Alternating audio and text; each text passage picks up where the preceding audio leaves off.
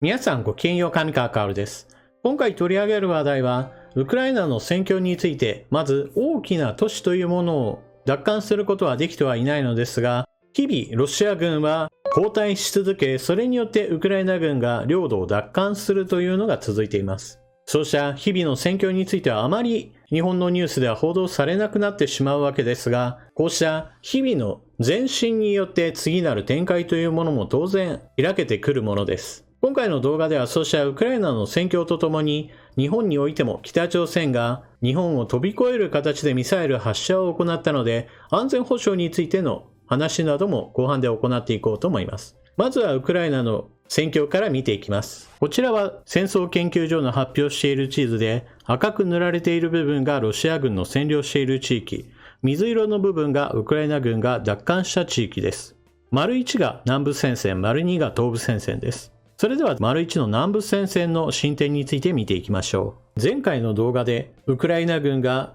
ロシア軍の守備陣地を機甲師団で突破し、大きく前進したということをお伝えしました。その後もウクライナ軍は前進を続けています。それによりウクライナ軍の奪還した地域、水色の部分はかなり広がっています。こうなった理由というのはウクライナ軍の攻勢が激しかったというのもあるのですが、もう一つ理由があります。それはもしもこのままウクライナ軍がドニプロ川沿いに南下し、これに呼応する形で少し西側の部分からも南進してくるようであれば、地図で黄色で示した部分のロシア軍が大きな包囲殲滅の可能性が出てきたのです。このような状況になってロシア軍は全滅する危険性があるわけですから、士気の低い兵士たちにしてみれば逃げ惑う理由としては十分で、一方であくまでもこれは包囲殲滅される危険性があるから前線の部隊を引き上げる撤退命令が出たんだという話もあります。実際のところロシア軍の前線部隊が改装し始めて大きくウクライナ軍が領土を奪還したのか、それともロシア軍が少しでも損害を減少させるために撤退命令を出したか、真相のほどは今のところは分かってはいません。どちらにしてもロシア軍が大きく後退し、ウクライナ軍の占領地奪還はかなり進んだと言えます。そのためこの地域の奪還された集落では続々とウクライナの旗が掲げられるようになっています。そして改装したのではないかという説を後押ししているのが、かなり無傷に近いような状態でのロシア軍戦車の放棄がこの地域で報告されています。これは東部戦線においてウクライナ軍が大きく前進した時にはよく見られた光景で、南部戦線においても同じように兵士たちが無秩序で改装するときには大型兵器を捨てて徒歩で逃げ回るといったことがこの地域でも発生した可能性を示しています。そしてウクライナ軍が前進することによって新たな標的が浮上します。それがこの地域においてロシア軍にとって頼りになっている航空戦力、戦闘ヘリの駐屯地を攻撃できるようになることです。それは後方にあるチャプリンカにある軍用飛行場です。これはチャプリンカからの衛星写真です。町自体は大きな町ではないのですが、町の南に飛行場があります。ロシア軍はこの地域を占領した際に飛行場にヘリを駐屯させ、前線の支援を行っています。なぜ飛行場なのにヘリを置くのかといえば、ロシア軍の南部戦線における航空支援は主にクリミア半島にある飛行場から飛行機が発進しており、一方で飛行機ほど速度の出ないヘリはある程度前線に近いところに配置されているのです。ハイマースによる攻撃が届くようになったことから、後方へヘリを移すようなことになれば、戦場から遠くなり、必要な時に航空支援ができなくなりますし、また行き帰りも時間がかかることから、どちらにしてもロシアの地上軍にとってはウクライナ軍の前進というものはより状況を悪くさせるものなのです。そして一旦敗走し始めたロシア軍はなかなか立て直すことができないというのが東部戦線でも見られました。今回の南部戦線においても戦線を立て直すことができなければ、このままウクライナ軍がノーバカホフカに達するかもしれません。ノーバカホフカを抑えることができれば、ドニプロ川を渡れる箇所はヘルソン市にある鉄道橋と橋の2つしかありません。もちろんこの2つは何度となくウクライナ軍が攻撃して大型兵器などの移動はできないようになっています。ロシア軍はドニプロ川を渡って逃げるということがなかなかできないような状況ですから、東部戦線のリマン包囲戦によって凄まじい数の死傷者が出たのと同様なことがヘルソン市でも再び発生するかもしれません。なお、プーチン大統領は現地司令官に対して決して降伏は許さない、この地域を死守するようにと命じているそうです。その理由というのが、ヘルソン州をウクライナ軍に奪還されてしまうと、いよいよクリミア半島への直接的な攻撃が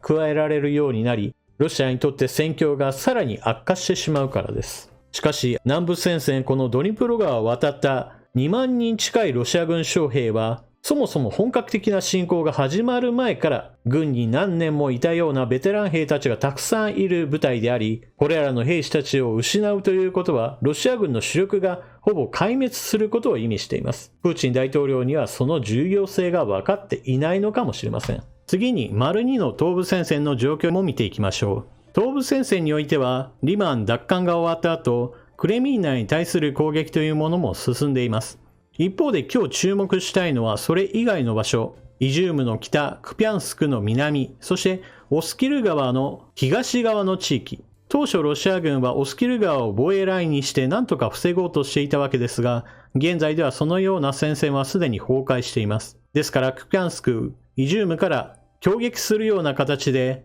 水色で囲んだ部分のロシア軍は敗北しました。現地からは続々と奪還した地域においてウクライナの旗へと差し替えられています。出迎えた住民たちもようやく解放されたと喜んでいます。日本の報道機関はどうしてもロシア軍の拠点としていたイジュームやリマンといった大きな場所を落とした時にしかニュースにしないものです。しかし、そうした拠点に対する攻撃ができるのも日々戦闘が行われ、その結果として徐々にウクライナ軍が集落や町を奪還してようやくその先にロシア軍の拠点へとたどり着くものです。ですから日々の戦況を全く無視するようなことをしては全体の流れをつかむことができなくなると私は思っています。例えば今回の話で言えば少しずつ南部戦線においてウクライナ軍が前進し後方の飛行場などに対する攻撃もできるようになる、そうした日々の前進によっていずれはドニプロ川西岸地域における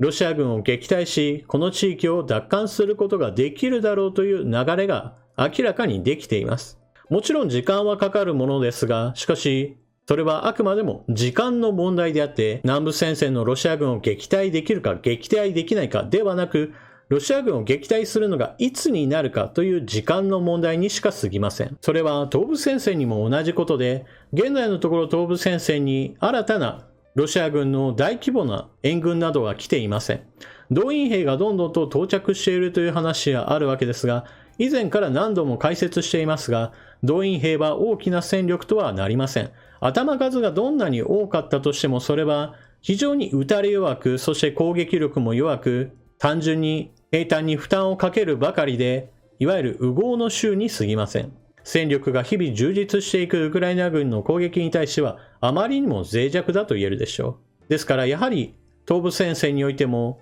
ウクライナ軍の領土奪還は進むのであって、それがどのくらいの速さかといった程度の差しかありません。こうした全体の流れを考えると戦闘は長引くんだけれど、しかしウクライナ軍の優勢を覆すような要素といったものは基本的には核兵器の使用以外にはないと言えるでしょう。ただ戦況全体を覆そうと思えば核兵器も何発も使わなければならないような状況ですから、決して現実的なプランとして核兵器使用が考えられるとはちょっと思えない状況です。ただ核兵器使用について少し言及しておかなければならないのは、現在のところロシア軍が使うとしたら低出力核、戦術核を使うだろうという話を皆さんも聞いていると思います。低出力核というとどうも小さな威力だというふうにちょっと勘違いされるかもしれませんが、日本に落とされた広島長崎の原爆と同程度かその2倍から3倍程度のその範囲の核兵器の威力が低出力核、戦術核と呼ばれるもので、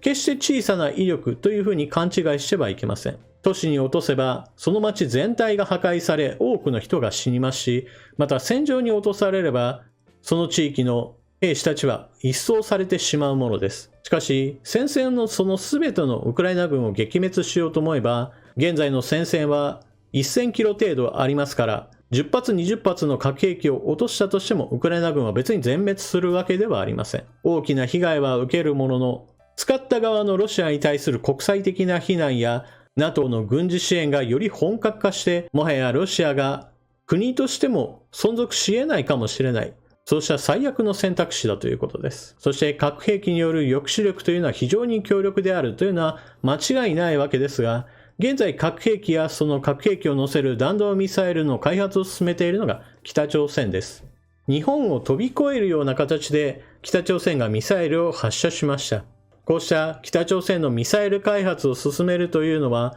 当然のようにその弾頭に核を搭載したい、よりアメリカに届くミサイルの精度を上げたいといった考え方があります。よく日本のニュースでは、北朝鮮がミサイルの発射実験を行うのは、日本や韓国、アメリカに対する牽制だといったような話をする方がおられますが、この牽制論というのはもはや時代遅れになったと言えるでしょう。現在の北朝鮮はそのような他国を牽制するためではなく、今持っている核兵器の実際の核抑止力を上げるためにミサイルの研究開発を行い、研究開発の成果というものを発射実験を通して確認しているような状況なのです。他の国の顔色を伺いつつ実験するのではなく、自分たちの都合で実験したい時に発射しているという考え方をした方が良いでしょう。北朝鮮がミサイルを発射したことにより、日本では広い地域で J アラートが鳴らされました。これに伴って日本国内では少し奇妙な光景が見られます。それはミサイルが飛んでくるぞとなった場合においては、推奨される行動といったものがあります。自宅にいる場合であれば窓から離れましょう。屋外にいる場合であれば、なるべく頑丈な建物に入りましょう。近くに地下街や地下鉄などがあれば、駆け込みましょう。そして、そのような建物や地下街へと逃れることができないような場所の場合であれば、頭を抱えて地面に伏せましょうといった行動などが推奨されています。ところが日本においては、こうしたミサイルが飛んできた時に頭を抱えて伏せましょうといった行為を笑う人たちがいます。これははっきり言って間違った考え方です。現在戦争状態真っ只中のウクライナにおいても砲撃戦が激しく行われています。その時において兵士たちがどこに隠れているかといえば塹壕の中です。そしてもしも塹壕の中に隠れられないような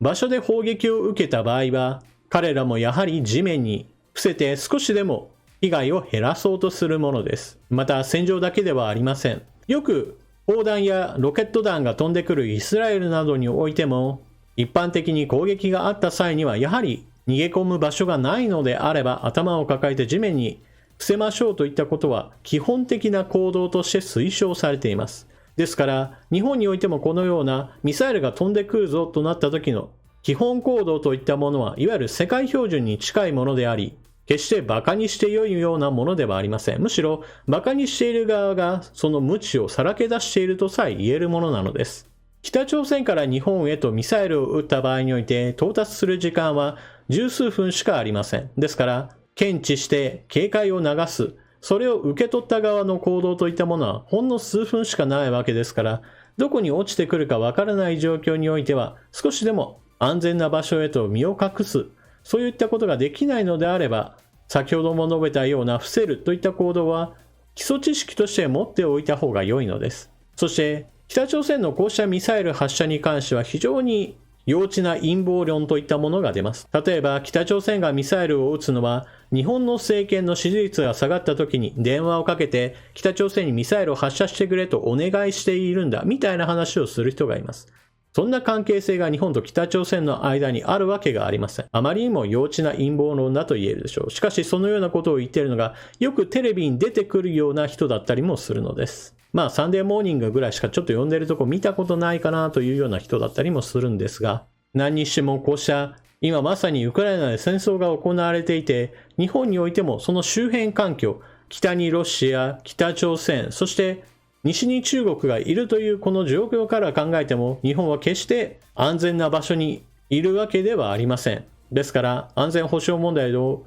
真正面から捉えて、危険な行動をとる国々というものが周りにあるのだから、防衛体制をしっかりと整えようといった話や、国民に安全保障問題について考える機会を公の教育機関において少しでもしておこうといった議論などをもっと行うべきです。基礎知識がないからミサイルが飛んできた時の避難行動について馬鹿にする人たちが現れたりもするわけです。また、安全保障問題といったものに関して関心がみんながない、知識がないといった状況だからこそ、防衛力をきっちりと整備しようといった話をすると必ずのように軍国主義者だといったような非難をする人たちが出てきてしまうわけです。軍事力というのは何も使うためにあるわけではなく、外交を行う時にもその背景としてどうしても必要になるものです。日本のように軍事力を外交の中に活かせない状態だと、相手国が好き勝手どうしてもやってしまうというのがまさに今現実として起こっているわけです。北朝鮮がなぜ日本の上空を飛び越えるような形でミサイルを撃っても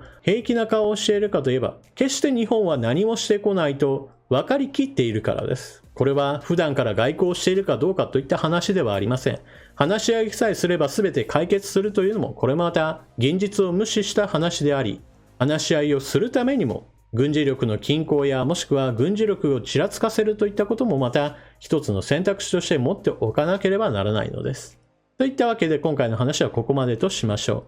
う。ウクライナ軍が前進するという状況を見せてくれています。一方でロシア軍の方は全く立て直さずにずるずると後退が続いています。日本ではなかなか取り上げられることはないですが、いずれはヘルソン市の奪還という大きなニュースへとつながっていくでしょう。また東部戦線についても同じようにセベロドネツクへと達する日もそう遠くはないと私は思っています。そしてこのような戦争が起こっているという現実から目をそらさずに、日本ではじゃあどうするかといったことも日本国内で議論を進めることが非常に大事だと私は思っています。皆さんはどう思われるでしょうか。動画を最後までご視聴いただきありがとうございました。チャンネル登録していない方はぜひともチャンネル登録していってください。そして動画を見終わったら評価ボタンのクリックとコメントの書き込みをよろしくお願いします。それと投げ銭機能のあるところではぜひともご利用ください。それでは次の動画でまたお目にかかりましょう。またね。